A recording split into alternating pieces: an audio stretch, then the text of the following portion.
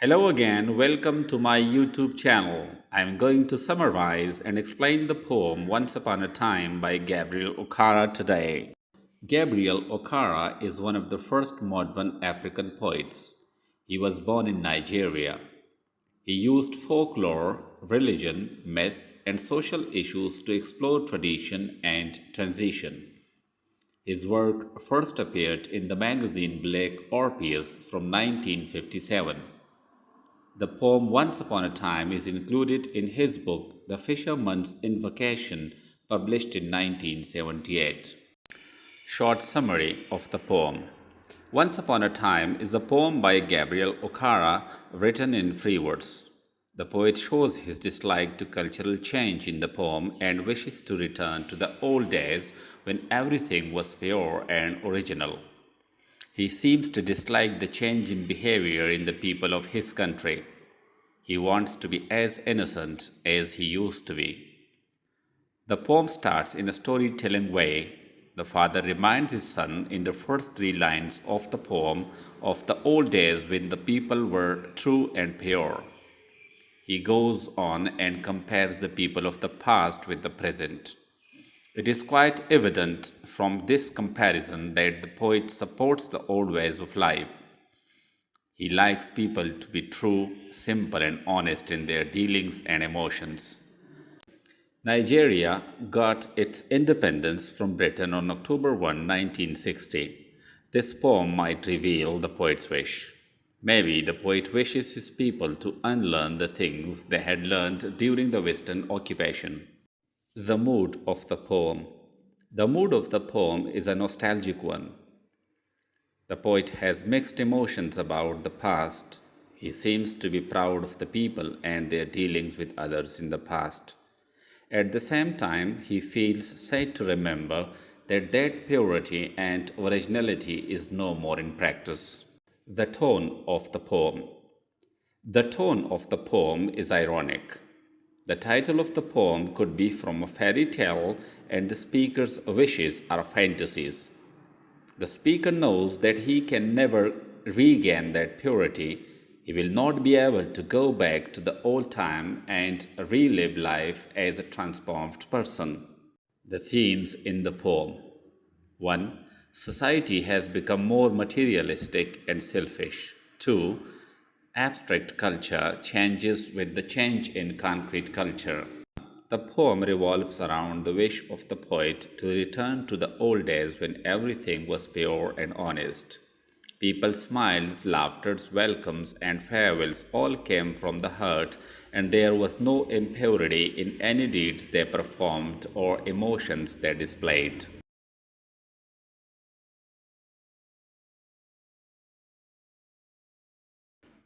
Stanza 1. The first line suggests that this poem is going to be based on a story or a fairy tale.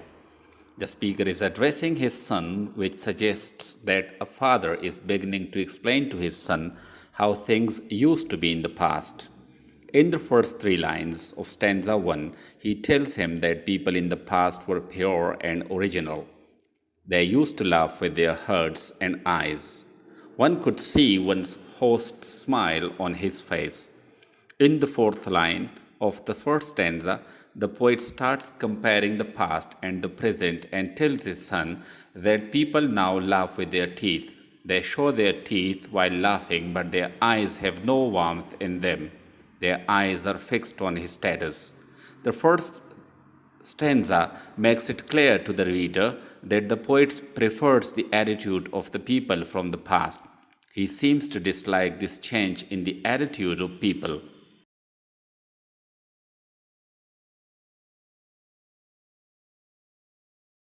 Stanza 2.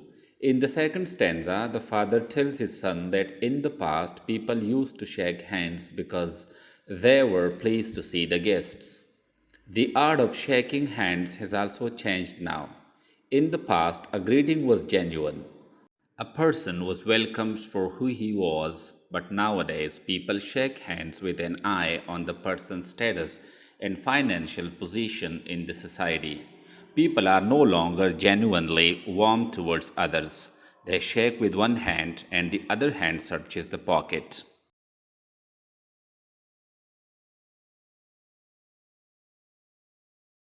Stanza 3. The poet continues to tell his son that people invite others to their houses.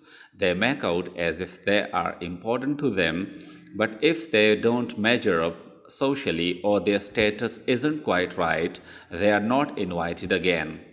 They will invite you and ask you to feel comfortable at their house, but if you go there once or twice, they will not welcome you for the third time. They will close doors on you. People nowadays are artificial and fickle because of the change in culture.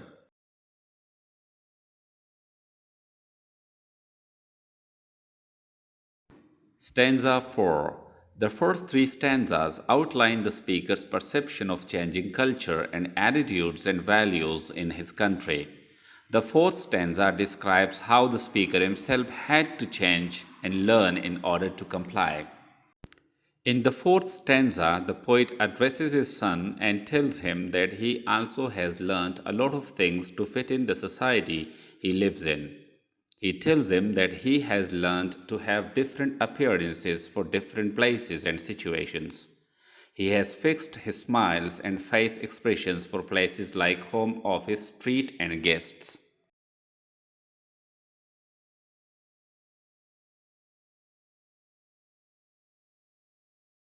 Stanza 5.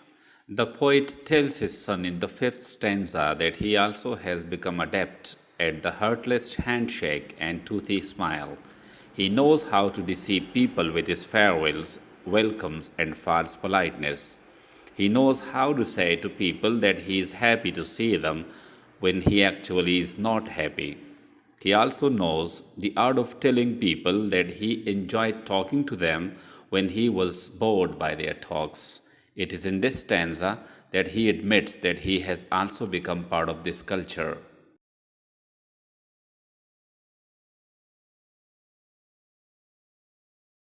Stanza 6. There is a twist in the sixth stanza. The poet repentantly tells his son that he wants to be what he was in the past. He wants to be real and true. He wants to be as pure and genuine as his son. He shows a desire to forget the things he has learnt living in that society. The sixth stanza reveals that the poet has compared the attitude of the people in the past and the present, and he feels that purity and originality is more soothing and peaceful than impurity. He tells his son his desire to learn that old smile again. He wants to be innocent and naive again. He compares his artificial smile and show of teeth with the fangs of the snake, poisonous and dangerous.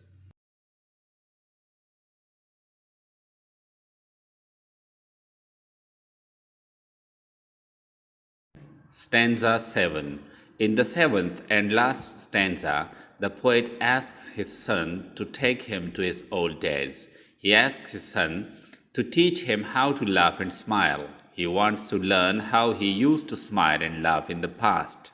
The father asks his son to make him innocent like his old days when he was a little boy like him, and the society then encouraged openness and honesty.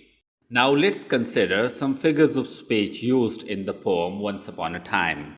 Assonance. When two or more words are close together in a line and have similar sounding vowels.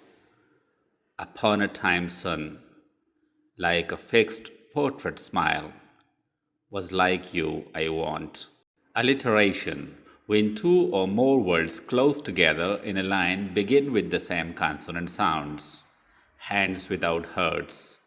So show me sun when I was. Caesura, a break in a line where the reader pauses, usually through punctuation. Look at this line. Feel at home, come again, they say, and when I come, enjambment. When a line runs on into the next with no stop or pause, maintaining the sense, it is called enjambment. Examples from the poem. And I have learned too to laugh with only my teeth and shake hands without my heart. Simile. Simile is a figure of speech or a poetic device in which something is compared to a different thing using the words like or as. For example, Faces like dresses, smiles like a fixed portrait smile, like a snake's bare fangs,